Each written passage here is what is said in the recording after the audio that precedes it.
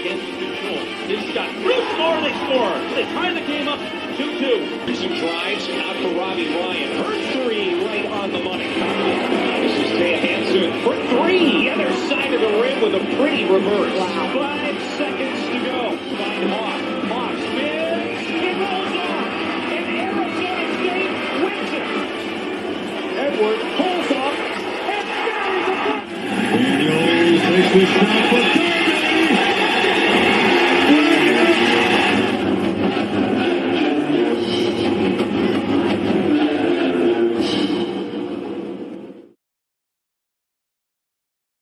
Oh, yes. Welcome into Pitchfork Lunch. Yes, Season 1, Episode 12. Thank you so much for joining me live. And this is an awesome day. The first show that we are actually on the road here at Mullet Arena.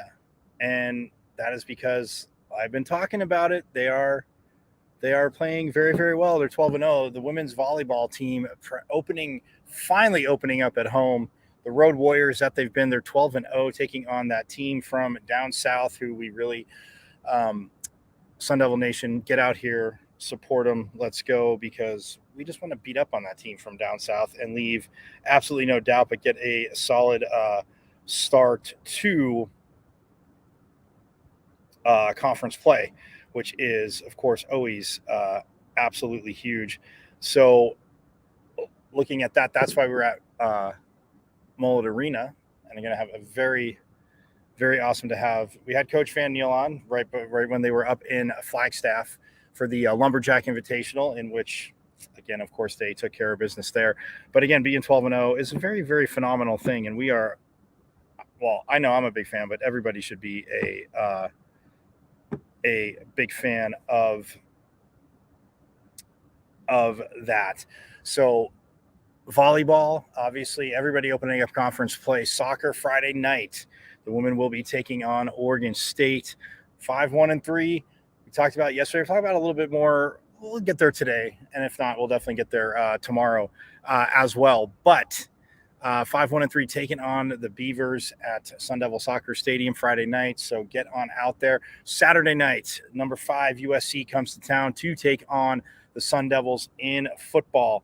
So you can have a great weekend. And then, of course, Sunday, you wrap it all up. You started Thursday with volleyball. You end it Sunday with volleyball as the Huskies come to town to take on the Devils, celebrating 50 years, like I've been talking about since last week, since the first shows, but 50 years of Sun Devil volleyball. So that is, again, a lot of alum will be out here. Again, electric atmosphere, but get on out here, start it off.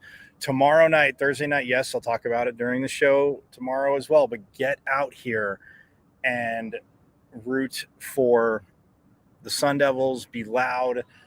Again, it is if you didn't get a chance to go to the Maroon and Gold scrimmage, you need to come out here and check it out, what it's like to play volleyball here in Mullet.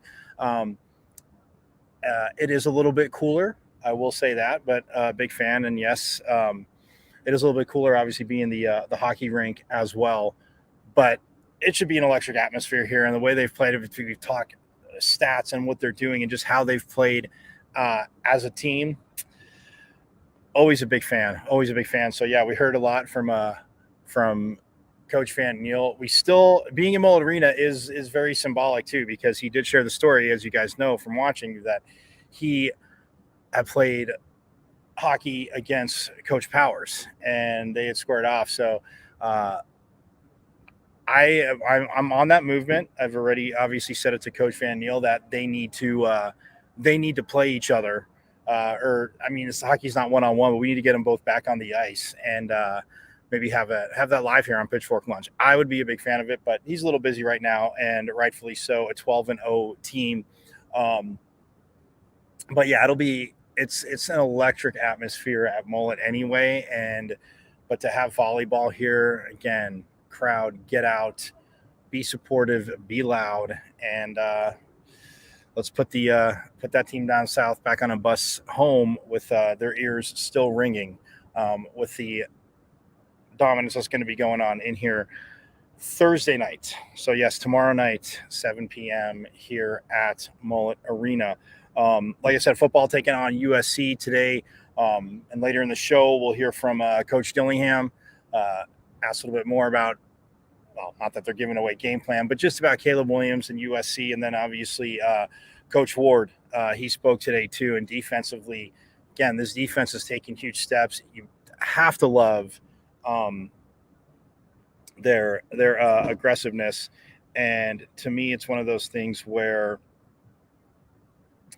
you're going to need it against USC. I mean, nobody expects them to win. People probably, I mean, I haven't even come close to looking at the spread yet, but I'm guessing SC is a double-digit favorite. Like, and probably a 2-touchdown favorite would be my guess because of the injuries. It's not about the play. Just the injuries to ASU on the offensive side of the ball. Defensively, again, can they hang around? Can they stay disciplined? Which, as we know, in every sport is absolutely huge. But yeah, that's what the Devils have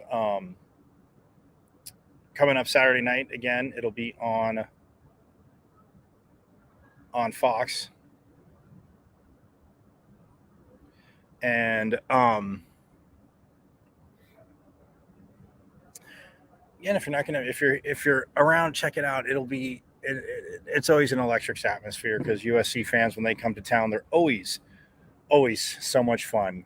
And yes, I mean that in the nicest way possible, Sun Devil Nation. But again, be hospitable and everything. But it again, that is just, part of your weekend. Get out, Sun Devil Nation, because like I said, volleyball Thursday, soccer Friday, football Saturday, and volleyball again on Sunday, playing UW, and they're going to celebrate the 50 years of volleyball on Sunday. So again, get out. There'll be a lot of, I'm guessing, alumni here, and it'll just be a great atmosphere. So very, very stoked for all this. Yes, I am excited, and but that's what Pitchfork Lunch is for. We are eating lunch. We're going around Sun Devil Nation and letting you know events you should get out to. Bring the kids, bring everybody, have a great time, and just watch what this athletic program is doing, because it is very exciting. I mean, even last week when we were out, talking, showed you the video from the Final Four kickoff, basketball wise, which again is getting closer to starting, but we're still enjoying the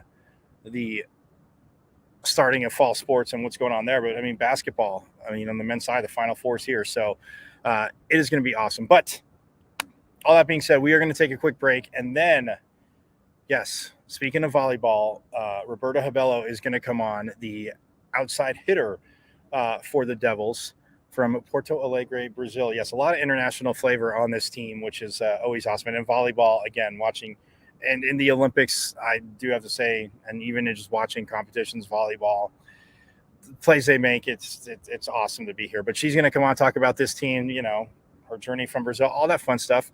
I'm going to get too crazy into X's and O's because you have to come out on Thursday night to see how awesome this team is playing. So we'll step aside, but we will be back here on Pitchfork Lunch from Mullet Arena and have Roberta come join us.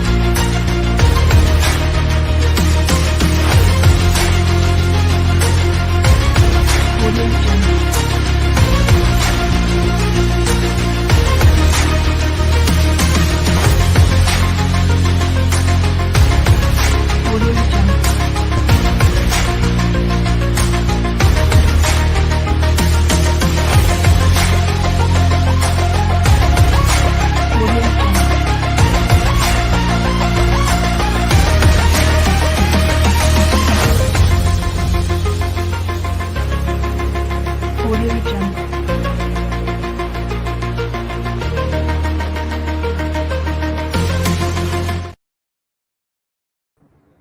Boom, back here on Pitchfork Lunch Tea. As promised, Roberto Habello is joining me. And okay, first of all, I got to start. Obviously, thank you so much for doing this.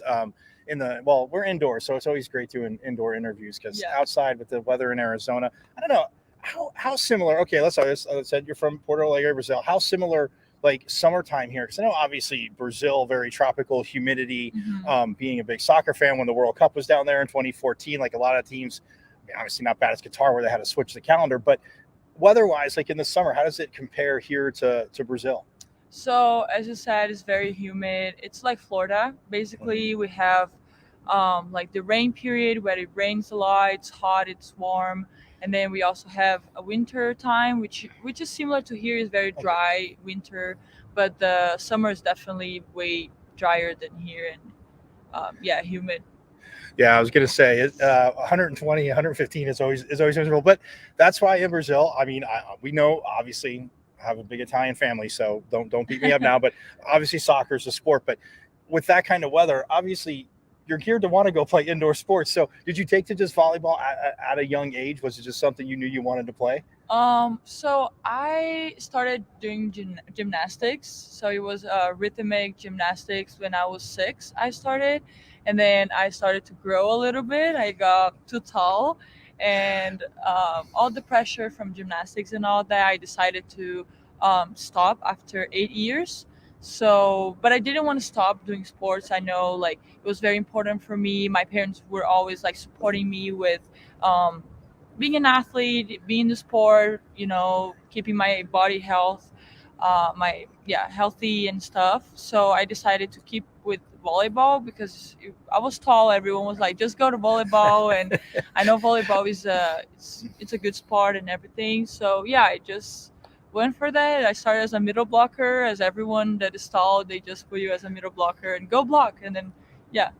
And you fell in love. See, I think with gymnastics, again, I get it because you see the tricks they're doing, and yes, if somebody is shorter, I get it. But I've seen some kind of taller gymnasts. I think taller people, volleyball worked out for you. I'm not saying it wasn't a great choice, but I think taller people. I mean, come on, you're kind of no pun intended, but getting the short end of the stick with gymnastics. I think you could have did well. Yeah, and it was the rhythmic gymnastics, so it's more ballet, more dance, and way like more stretch and all that. We don't do backflips and all that, so but I really enjoyed, but it was just a phase of my life. I was 12, and then there was a lot of rivalry in the team with the girls, and then it was a lot of pressure for me. I was very young, so I just decided to jump to somewhere else, and it was really good for me. And that age was a perfect decision.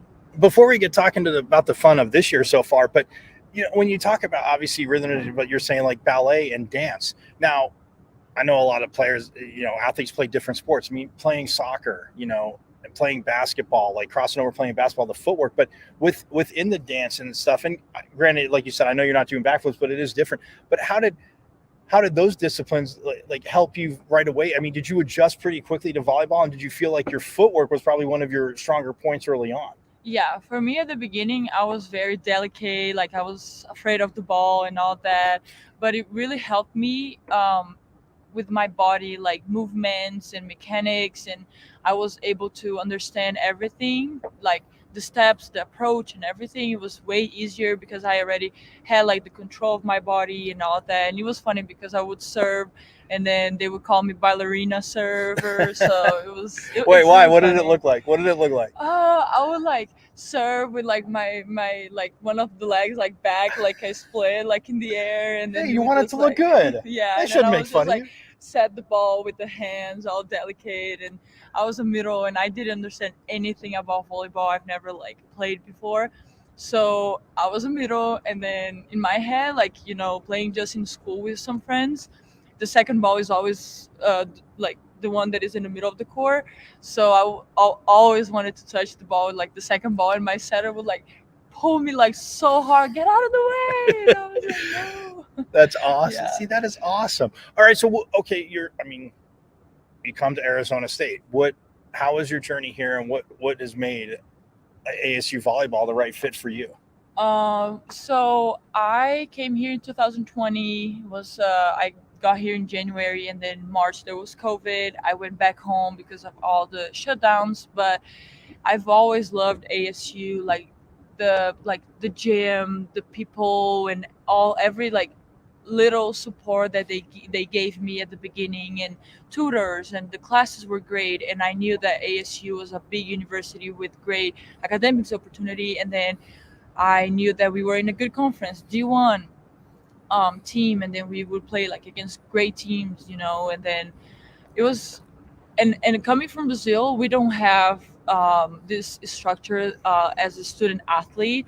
So in Brazil, you want to play volleyball, you go from club to professional. Right. You cannot, like, it's not that you cannot, but it's a little bit more difficult to be a student and athlete at the same time. So here I knew that the structure and all the support were way bigger, and the investment and everything. And then The athlete. which and again, makes sense because internationally, and I mean, I've said it about volleyball for years because having talked to players, calling club tournaments and meeting. Actually, a few years ago at festival, I met a team from Argentina Mhm. that had like saved up and they were playing here in festival, but their coach was talking to me about what you. So I feel actually smarter knowing what you're talking about there. But yeah, you literally go from club to like professional, just like in basketball. I mean, a lot of these great basketball players you've seen like Europe, whatever, South, but they're playing professional when they're like 15, 16 Yeah. years old. So Yeah. it's like, not that they're not getting an education, but it is Yeah. crazy different. Yeah. Okay. So, so obviously big adjustment, culture adjustment, everything, but then a new coach coming in. I mean, for every sport is different. And obviously we're not I'm not, saying anything about transfer portal, but transfer portal is different. But with a new coach coming in, what were your, obviously probably a little bit of nerves, but excitement, but what did you know of coach and what made you want to, stay and play for Coach Van Niel? I think I find opportunities everywhere, and with JJ was a great opportunity to learn new stuff from a new perspective. Like transferring from a coach who was a woman, international, to someone who's actually in the U.S. and he's from here. He has like his mindset, and it's just this like yeah, just this like transferring. It was great to know, okay, it's a new opportunity to learn and improve my skills. Maybe not, but I will learn different stuff, and just it's, yeah, everything in the game, and then the mechanics and everything is just a change, but it's a good change. Well, perfectly said, Roberta. And okay, so you guys have been road warriors, and I talked to Coach Van Niel. He said he comes in, obviously when he gets hired, has no schedule. Obviously, a lot of schedules, teams are already set. Tough to get somebody to come here. So, and he said, during the Lumberjack Classic, he's like, he's like, Mike, I almost pretty much begged to like not have to get on a plane one weekend. Mm-hmm. But how has that? I always say when teams go on the road, or any bonding trips, and people that even have played sports that haven't, but they understand that like you're kind of away from everybody else. But being on the road for all these, even though like say closest one flies, but being on the road for all non-conference, how do you feel like as a team you guys have grown? So as a team, we have to stay together, and sometimes it's really hard, and we spend a lot of time together. It's funny, the other day we were at the airport, and we were like in a layover of 2 hours, and some of the girls went to get food, the other ones just stayed doing homework. And then when we saw each other again, like after 2 hours, we're like, wow, it's been so long we don't see each other. And it was just 2 hours, but because we've been so long together.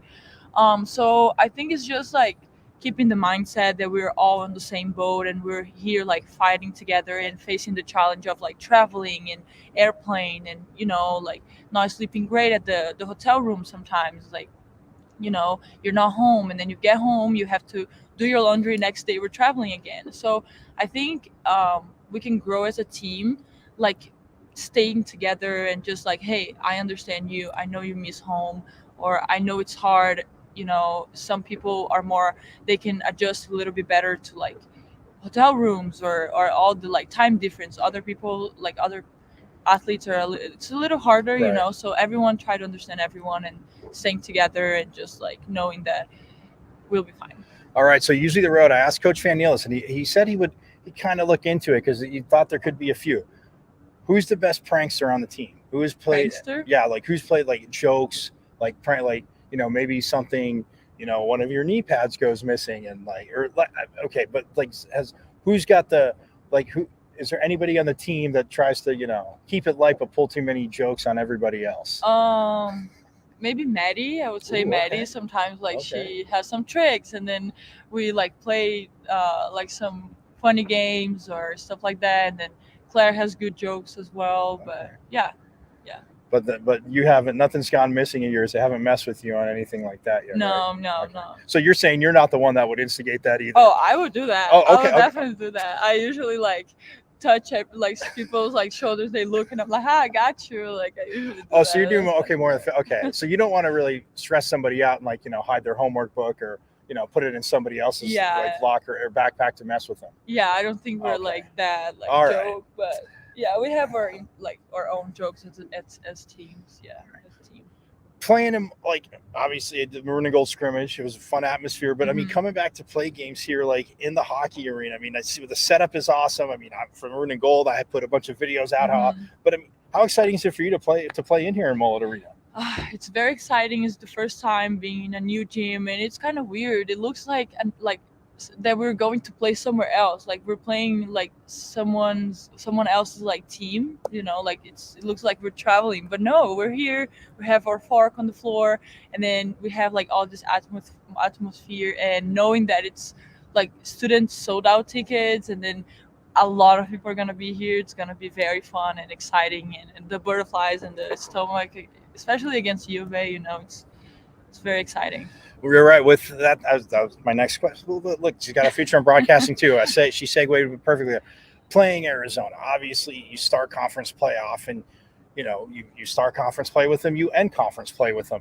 But coming home, having the home opener, like, I know from Coach Daniels, but you want to stay relaxed from a playing standpoint, but from a rivalry standpoint, sometimes you said the butterflies. But how hard is it to not have too much adrenaline going right before first serve when you're playing that team? Yeah, it is hard, and then you're gonna like just hearing everyone, and then this is a way smaller arena than DFA, so like having everyone so close to us and having the other team and knowing that, I don't know, it's a good like feeling, and it's hard to control, of course. Like when we go to serve, like sometimes I'm like shaking and I'm trying to hold the ball, and okay, just toss it in front of me and I got this, you know. But yeah, it's a good feeling.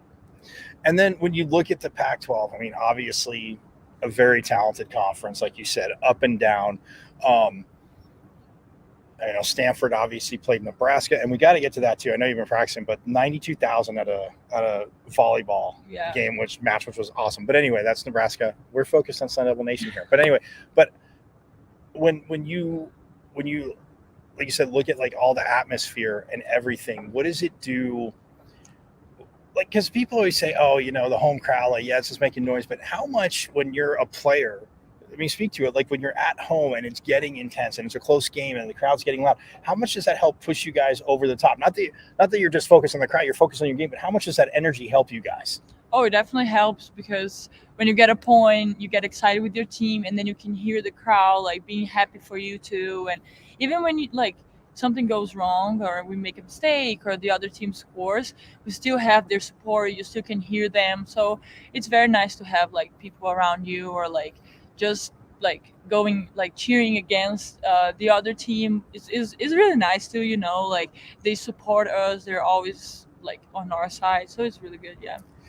And playing with, obviously, I mean, Marta gets a lot of attention. She delivers. She gets the kills. You're obviously very talented. You get kills.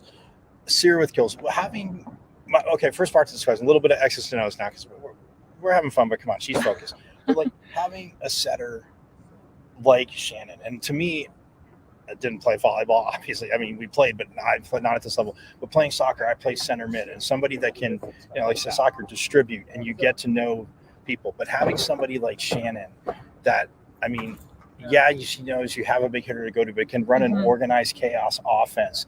How much, I get it's an advantage, but how fun is it, I should say, to play with a setter like that gets what coach wants to do, what you guys want to do within an offense, but you know you have to be ready for the ball, because it's not just always going to Marta. Yeah. Yeah, Shannon is a very smart setter. She knows when the block is staying, like the block on the other side is staying. So she's gonna like isolate me, and then I'm just gonna have one up, or isolate Marta, and then we have really good middles that can hold the block for us as well. And then she's gonna find the right time to put the ball like for the middles on a like more distant or like slide, and then I'm gonna have one block, which is really good. This is very smart from her, but we're always ready to hit the ball, and even if it's for Marta or for me, we are always ready. And yeah, we just yeah. And you're excited, obviously, to get back in front of the home court. I know, like you said, the students are going to be loud. It is going to be crazy Thursday. And then lastly, I mean, the 50th year anniversary, neither one of us, gratefully so, we're not alive when it started, but I mean, 50 years of volleyball here at ASU. And I mean, on Sunday, when you see like alumni come back and just people that were part of the program that obviously helped build to get where it is, and even some that can't be here, what's it like for you to be a part of, the 50th anniversary year here at ASU? It's very, very nice. I can imagine myself like in a few years coming back here and watching the new girls, and I'm gonna like, maybe they're not even born yet, and then in a few years I'm gonna come back and they're gonna be here playing, representing ASU, or I'll come back and then JJ and all the staff are gonna be here. I'm gonna be, we were your first team, and then they're gonna be like on their 10th, 15th team, and it's gonna be it's a nice experience. So I can understand them being here and like seeing all this new arena, new atmosphere, like everything is changed since they were like playing at DFA and with the whole crowd, and then seeing that Arizona State like has a new place for volleyball as well, and just like supporting our sport, and especially like female sports. So it's very exciting, and like I can't wait to share experience with them and just like talk a little bit and like be really grateful that we can represent ASU. That obviously very well said. And yes, I've gotten already a lot of messages and tweets from people that I know down south, because I did poke a little bit at them on the show, because yes, it was, non-conference play, but somebody's at the top of the standings and somebody's not. But I know you're focused on the match, and it is, like she said, it's going to be an awesome atmosphere. We're going to let her go because she got done with practice, and she's got to, like say, get to that important stuff like homework, student athletes. We all remember that. But Roberta, thank you so much for joining me here on Pitchfork Lunch. You are the first player live to join on Pitchfork Lunch. So that is good juju, because I talked to Coach Van Niel right before, and your guys' talent has everything to do with it and how he's coaching. But it was pretty good juju right before the Lumberjack Classic. He came on, and then you guys took care of business there too, and 12-0. So that is awesome. But congrats so far. Obviously, a lot more work to be done. We're going to step aside. I'll be right back. And we're going to hear from Coach Dillingham from today's football practice. Thanks.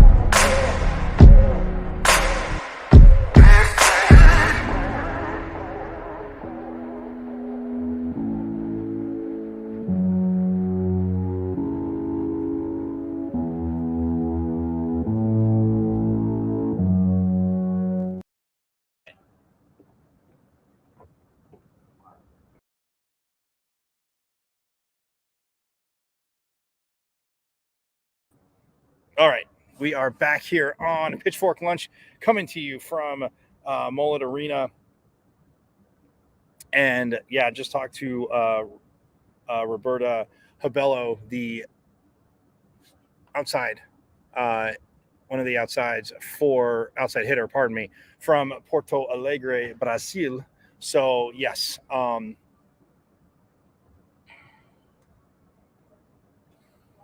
she again, awesome. If you missed it again, hey, you see it right there at Diablos00. Whoa, sorry, a little closer. At Diablos00 on Twitter.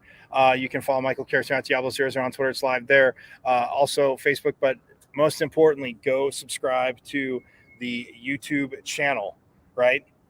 M as in Michael, V as in Victory, C005 on YouTube. Subscribe. If you can't join us live, then guess what? You can always go back and watch and see great interviews. Again, Roberta Habello, so awesome. Worked with ASU Volleyball, obviously, to get her on the show.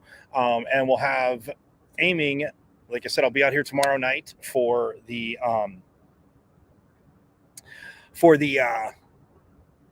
match against the conference opener against, yes, that team down south. They're going to take a bus ride up here, and it's going to be loud. It's going to be crazy. They finally get to play at home.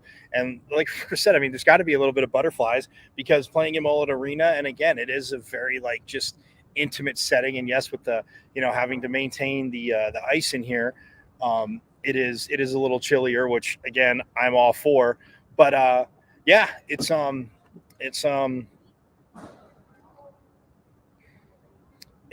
again, just absolutely awesome, to say the least. And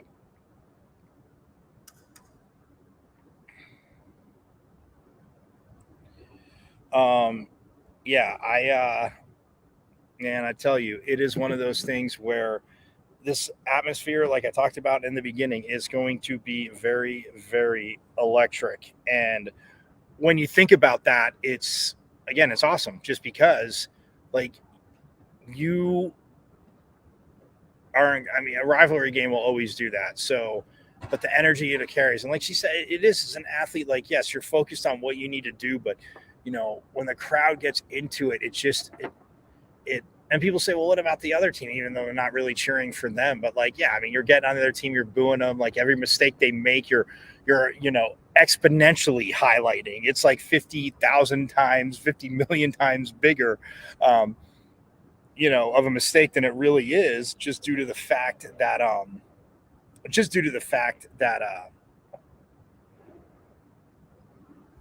that the crowd's going to get all over you. So Roberta Habello, absolutely awesome. If you missed it, again, you can go back and watch. It's saved to the Twitter, but subscribe to the YouTube. M as in Michael, V as in Victory, C005 on YouTube. Subscribe there. But yes, was out at football practice today, and looking good. Another day of Wednesday practice. Obviously, another day of installment. Defense getting that work in, and they're going to have their hands full, man. We all know that. They are definitely going to have their hands full. And if you hear a little beeping, it's because we're doing some work here in Mullet. But that's all right. Hey, Pitchfork Lunch, happy we could be here and talk to Roberta, be out here tomorrow night. Obviously, not broadcasting it live. That would be a little bit of a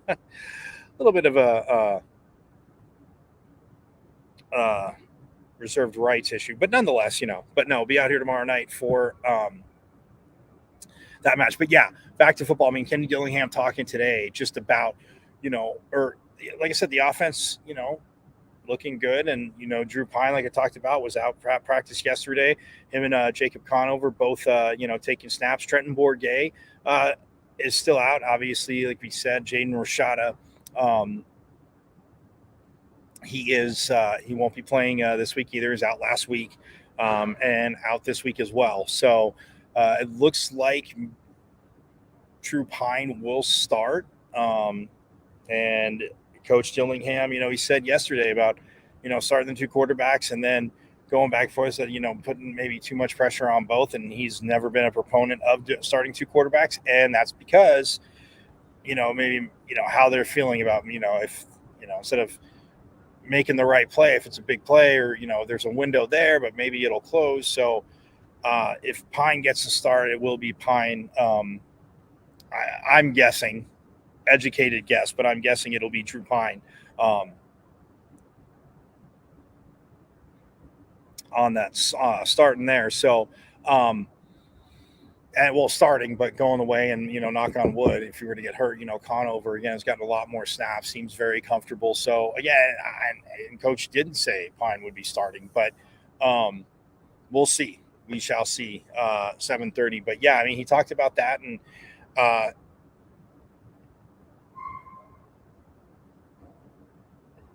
quite a few other things, too, as well. A lot to say about Caleb Williams, and you will hear it here. So without further ado, here is Coach Dillingham from today. Their urgency was high. I thought their urgency to get lined up, their urgency to see the signal, their urgency to communicate, right, was better. Were there a few things that we still demonstrated that we didn't get applied? Yes, that's why you practice. Right, you practice to clean those up. Eventually, really good teams can take it from the meeting room, you walk through it, and they apply it. Right now, it's meeting room, walk through it, mess it up, then apply it. We got to eventually get to skip that step. But the urgency was there. How much does belief play into a game like this in a week of preparation like this going up against USC? Belief, you can pick your word. If you don't expect to win every game, you got a problem. I don't care if I'm playing Michael Jordan in basketball. I'm not playing him to lose. Otherwise, why would I play? I'm not just gonna play because it's fun. No, what's fun is competing to win. So you're playing to win. That's it. And if you don't, whatever happens after the game, it doesn't matter. You then watch the tape and you get better and you grow and you get better and you grow and get better. And eventually, right, Saturday nights are gonna feel better. But if you don't take the field and you expect to win the football game, something's wrong. You should expect to win. You should. Otherwise, you shouldn't be on the field. Coach, how do you contain Caleb Williams? I mean, you can't. You can't. You have to limit it, right? You have to limit it. You have to, when you're there to make a play, you have to limit it. To say you're going to stop him is almost unrealistic. The goal should be to limit him. Limit the explosive plays. Don't let him get comfortable and in a rhythm, right? Don't bust and give them open people for him to get in a rhythm. But to say you're going to stop, right, Caleb Williams, that's tough to do. Goal is to limit him, get them off schedule, right? Get them in a position, get after the passer, while still being able to keep coverage, right, for him. And when you get to him, contain him. He's the master at pump fake, evade. He feels pressure. He waits, right? And he's like a boxer, counter punch, right? He's elite at that. So we have to know what he's going to do before he does it. That sounds easy, really, really hard. He's a really good football player. On the other side of that, I mean, I know you obviously want your ends to be aggressive, obviously set an edge, but what's the balance there of not making sure they're too over aggressive? Yeah, you got to create pressure on the quarterback, 1. 2, we got to find schemes that then try to contain him, 2. But if you don't create pressure, he is not a running quarterback. I hope nobody believes that. He is a pocket passer that can evade. Like, that's his MO. He's a pocket quarterback that can then extend plays. So you have to take away his ability in the pocket, 1, and then try to contain him, 2. There's 12 people catching a pass in basically every game for USC. What's the mindset for the secondary? Yeah, those 12 people don't catch the game early in games. They catch the game later in games. So they got about 4 to 5 guys, 4 guys mainly, who are their main targets that you got to try to stop and you got to try to take out the game. With a guy like Caleb, is there a line you have to walk of showing everything he can do but not potentially gassing him too much that he's almost like larger than life for the guys that are going up against him? No. Understand who you're playing. You're playing a really good player. You're playing a player that if you're not disciplined, he's going to tear you apart. If you don't stay in your rush lanes, if you don't track the outside hip when you're a pass rusher, if you're blitzing and you fall for a pump fake when he pump fakes when you're a free runner.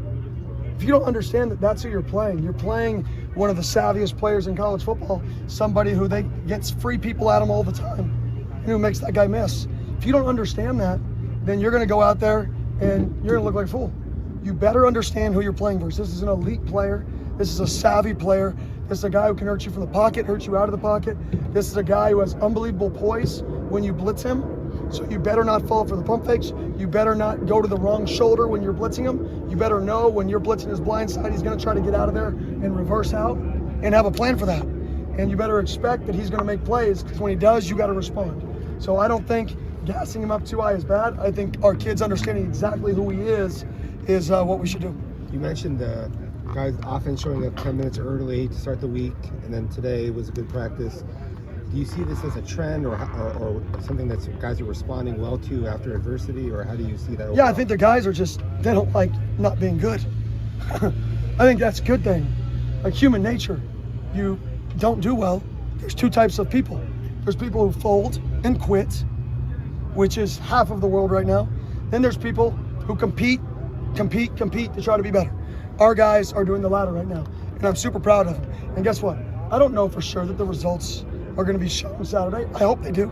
I don't know, but I can see the results right now in practice, and the results are happening. The results are happening. Whether the world sees them, who knows? But I see them, and that's all that matters, is that I know our football team is going in the direction that it's supposed to go. Does that feel good for you as a coach, then, to see the guys buying into the mindset you're trying to instill? Yeah, it's awesome. So I've been here before. I keep saying I've been here at Florida State.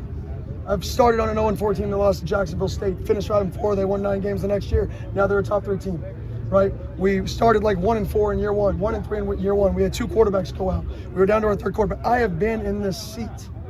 That's why it's comfortable, right? You just got to stay the course. Stay the course and keep working, and don't get rattled by the outside noise. Stay focused on getting better every single day and being successful in everything you do. And eventually, Saturdays are going to show it. You guys, I think this will be the 40th meeting all time with USC. Do you have any favorite memories of watching this series growing up, coaching against them in the past? Well, my favorite memory is I was in the box for the Hail Mary. So that was pretty fun. That was unbelievable. One of the most unbelievable things I've ever been a part of. So that was definitely my favorite memory. Do you exchange texts with Mike Norvell like during a season, or is it just too busy? Too busy. Every once in a while, 2 to 3 times a year we'll exchange texts. But I mean, when you're up here a lot, so it's just part of it. You just don't have much time. I'm sure you know about Lincoln Riley's variation of counter plays. I think I saw someone call it a modern day triple option. For someone who ran a lot of counters at Oregon, had success with that, how hard is it to sort of flip your brain around to try to defend that, and how do you defend it? Yeah, he's been running that since OU. Yeah. That's been a staple of what he's done for a long time, the split back counter, the H in the flat, whatever you want to call that position in the flat. Very common. He does it now more with the wide receivers than he did at OU when he had some split backs guys. Did it more out of the split back gun, but now it's just more wide receiver driven in the backfield, which is smart because he's playing basketball on grass, which is we're going to put a wide out in the backfield and create a bigger structure than the people we have on. It's like putting a point guard in the post. Right? How are you going to guard him? You're going to guard him with a point guard? Well, our point guard is bigger than you. You're not used to playing point guard in post. Right, so similar thought process. He's a great mind. He's a phenomenal football coach, and he's super creative and puts his players in the best position to be successful. Thanks, Coach. Thank you. Thanks, Coach. And you hear Kenny Dillingham right there. I mean, from practice today, and understanding concepts of Lincoln Riley, and Coach Dillingham has talked about that, like creating advantages, creating matchups. Can you get numbers in a certain area on one side of the ball? Well, I don't mean offense, defense, but offensively, can you create? You obviously want to create a mismatch, but can you create the numbers? Can you get it going from there? And in doing so, who are you putting back there? And like you said, I mean, playing basketball on a football field, it's an interesting announcement. What he said about Caleb Williams and everything, I've talked about him. Obviously, the reigning Heisman Trophy winner for a reason, but him saying right there, like, he's like, don't get it wrong. He's a pocket quarterback that can move around. But he's like, yeah, getting a quarterback off the spot is usually every defensive coordinator's defense goal. Like, start getting him off the spot, make him move. But the problem is if you get him off the spot and somebody's not, setting an edge on another side, yes, you want to speed him up. You want to speed up the reads. You want to speed up where he's going with the ball, chances for mistakes. But yeah, I mean, like he said, the kid's he's a phenomenal talent. He's been with Lincoln Riley. this is his third year. Obviously, Lincoln Riley in Oklahoma, they just produced Heisman Trophy quarterbacks and did it at USC. So Caleb Williams, again, it is and I loved his answer about that. Is it, when one of the reporters asked a question about, you're playing Caleb Williams, but not explaining, not making it seem so much larger, in life bigger. He's like, no. He's like, you have to know who you're playing, but, do your job. You're going to respect it, but you're not going to be intimidated by it, because the second you are intimidated by it, reading between lines there, translating, then you're already done. So, but yeah, I like that, the improvement every day. And with the injuries, it's tough, you said the offensive line, there's movement on the offensive line, knock on wood, thank God, not at center. And I'm not saying anything bad about who would be next up at center. I'm saying with Leaf, knock on wood, because he's had a phenomenal line. Joey Ramos obviously playing with, the soft cast tape job, and, able to play through it. And the team needs him. And that's the leadership Joey has. We've talked to him. I've played his interviews before, but offensive, they're working out for him, and same thing defensively. But if you stick to your game plan, if you're running what they're putting together and you extend some first downs, have more success, obviously, than you did against Fresno State, keep the offense off the field. That's, another good percentage of, hey, if he's not on the field, he can't score. Yeah, if you can score fast, you take it, but also know that, USC can too. And with that, we're also now going to hear from Brian Ward. The defensive coordinator, again, has done a phenomenal job, and just, his obvious battle, calling the defense and facing USC and what they're doing. And you'll hear it from him, because he knows it's a challenge. But here's Coach Ward. Yeah, we're just going step by step. The process of doing what we do and try to continue to lay the foundation, the groundwork for what we are in defense is a continuing process. So just so happens we're playing an outstanding offense and with some great football players this weekend. So it's part of the process, and it's going to be a good opportunity for us to see where we're at. You're very well versed in their scheme and what they like to do. What are some of the primary challenges? Everything. Starting up front, their offensive line is arguably one of the best that we're going to see this season. The quarterback obviously speaks for himself, and everything kind of goes through him. Schematically, they're going to attack your coverages, and they're going to attack what you do and have a good beat on it. They've had 2 weeks to prepare for us, so and their head coach and their offensive staff have we have experience going against each other, so they know what we do. So there's familiarity with that. But really the X factors, they have some really good personnel, or great personnel, and those guys are in their second year and they're playing like it. What about the ability to impact the quarterback in a game like this? How important is it, and what do you think about the capability they have there? Yeah, every game, I think it starts with that, especially at this day and age.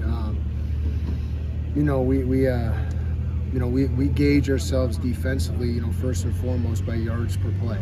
Okay, so I know kind of the old school approach, or the age-old approach to playing good defense is stopping the run, getting people to third down, and then being able to maybe get exotic and pressure them and do those things. But this is an offense that is third down and every down, and but they have the ability to run the football. This running back is the best that I've seen the last 2 years. Number 0, and they got Jones from last year, but he's the best that I've seen the last 2 years in this league. He's big, he's physical, he has great feet. And, when you combine that with the best quarterback, or arguably the best quarterback in the country, and there's not much better skill. It can be a pretty dynamic formula for offense. So we're going to have our hands full. How do you balance the guys getting a feel for everything Caleb can do, while also trying to coach them to still just do your job, don't do too much to try to contain him? Yeah, well, ultimately at the end of the day, it's all about us. That's what we really got to get our guys to understand, is we're not going to change a fundamental or a technique or change the way we play a coverage. We do what we do, and when you try to get too creative or too quote unquote cutting edge, then what you do is you sacrifice the fundamentals, the tackling, the technique, the block protection, the pursuing the football, the cup. I mean, all those things. So when you start getting too out of the ordinary, then you start getting away from what are things that really going to help you grow and develop into the unit that you want. When you had, I think, 6 sacks against Fresno, that's normally going to come with some turnovers that are generated. How much of that's just luck? How much of it is guys maybe like having confidence to attack situations, or what do you make of that? Well, I mean, one, they're really well coached offenses, and when you have just disciplined programs that have established cultures. I mean, you look at Southern Utah; they're in their 2nd year. They knew who they were playing. They played it close to the best. They didn't want to lose the game on offense because they were playing situational and they were managing the game. Mike Gundy's been at Oklahoma State, and that culture he has on offense has been set there for 20 years, 19 years. So and then that's a group that's not going to turn over the ball. And Jeff Tedford, has been doing it, for 50 years or however long he's been doing it. You know what I mean? And so I mean, the culture on those, on those offenses is they're not going to try to do anything out of the ordinary, and their quarterbacks really responded to that. They're not forcing turnovers, not doing anything for them to lose the game. So I think it's credit to the quarterback coaches, because we hit the quarterback in all 3 games. USC, they're more of a dynamic offense, and this quarterback is more of a creator. So he's obviously as good as he is, and we're going to continue to try to affect the quarterback in everything we do. So if we can affect that guy, eventually the ball is going to start bouncing our way. So we practice it every week, and it's something that comes in bunches, and we hope that this week will be the start of it. And Coach, I mean, to kind of piggyback off that one, with the ends, obviously getting pressure. I mean, important, like you said, to get pressure on them. But I mean, what's the challenge and the balance of to not obviously give up the edge while you're getting pressure, but just also, like you said, not to overcoach it and just let them play? Yeah, I mean, it is a fine line. It is a balance, and obviously you have a plan every week, because you gotta be able to contain the quarterback. But I know that most quarterbacks are least effective when they're getting flushed and when they're having to run for their lives. So we're all about trying to affect the spot and affect the timing of the routes. All these quarterbacks and quarterback coaches are coaching their guys at a high level. If they see quarters, they take checkdowns. If they see, if they get max protection, they're going to take shots. If we can affect the spot of the quarterback, that's the most important thing. And if we can get them off a spot, then that gives us a better chance than otherwise. What have you thought about the secondary through 3 games? Yeah, I mean, we've done a solid job. We've kept the ball in front of us. We played situational football. We've dropped a couple interceptions that, we had opportunities to really affect the game. We had 2 against Oklahoma State where we didn't get into the coverage check that we needed to at the end of the game. That, I mean, we either would have had a huge sack or it would have been a pick 6. And so, overall we're still learning and we're still developing depth. So, it's still a process, and we're going to continue to stay consistent with it. Mm-hmm. Coach, you mentioned the strength of USC's offensive line and then trying to carry that momentum of last week's pressure into this week. How do you continue that momentum? Yeah, like I said, it's just continuing to develop, starting with your stance, then with your get off, and then, talking about pass sets and the pass sets that those guys that our keys are going to give us. Are they giving deep set, over set, quick set, and getting our guys to continue to hone their pass rush skills and those techniques. As you can see, our defensive line, we really don't have them do a whole lot of things. It's really about, run recognition and rushing the passer, and we just want to continue to develop that. I'm one of the few coaches that believes that you can develop a pass rusher. I don't believe it's simply, who you recruit. I think it's something that can be developed, and we're going to continue to develop our guys. Thanks, Coach. Cool. Well, that was Coach Ward, and you heard him right. There we go. This still is Coach Ward, but no, that's Coach Ward. And again, and Coach Dillingham alluded to it, but it is a balance. I mean, you have to know, and defensively, I think secondary has played well. The interceptions, again, is it there? Not yet, but I mean the sacks. I mean, to get 6 sacks in that game. Ro Torrance had 2. I mean, beautifully timed corner blitzes. Talked about those yesterday. So it's going to have to be huge against USC. But the discipline. I mean, you want that play a lot, but it is it's tough. It's tough just because, sorry for this. There are people behind me here at Mullet that are realizing that we're not live or that we're live. Anywho, but when you look at what Coach Ward defensively, what they've done, I mean, you have to mix in, you mix in different kind of blitzes, but that line, they are getting pressure. They are getting there. I mean, what BJ Green has done and Prince when he's been out there. And then, I mean, you look at the inside with Deshaun Mallory, Anthony Cooper is back. And, so it's one of those things that ASU defensively, I mean, they're going to have to get a lot done and be disciplined. But in order to get a lot done, you can get a lot done if you're disciplined. The whole less is more. Do your job. Do what your coach should do. Don't let them take you out of lanes. Don't get, don't keep getting dirty eyes about things. So it's one of those things where when you're ASU, you can't,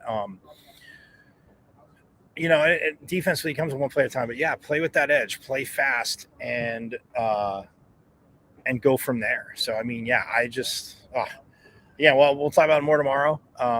Chris Cartman will be joining us tomorrow at 12:30. So again, don't forget 12 to 1 every day. But yeah, about to get out of here from Mullet Arena. Again, follow me on Twitter at Diablo00. You can see this live. Also Facebook, but YouTube. Subscribe to the YouTube channel. M as in Michael, V as in Victory, C005.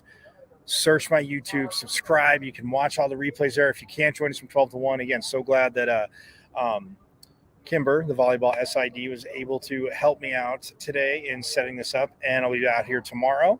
And then Friday, I'll also be out at practice, and we will talk to aiming to talk to Shannon Shields. We'll see how that goes. But yeah, Shannon Shields, and we'll go from there, or Mary Schroll. We'll see. But yeah, we're aiming to talk to Shannon Shields. So yeah, but again, subscribe on YouTube, all that good stuff. Coming soon on KSRN. Get to that tomorrow, but I'm going to get out of here. I will see everybody tomorrow. Yes, reminding you, get out here, get your butts out here to Mullet Arena for the rivalry game against Arizona. And yes, cheer the Sun Devils on to victory. And as always, Sun Devil Nation, before we get out of here, you know it, forks up.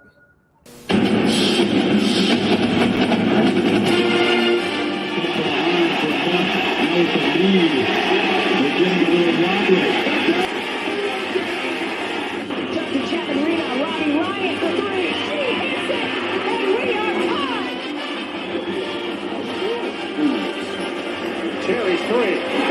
Johnny Walker matching up against control.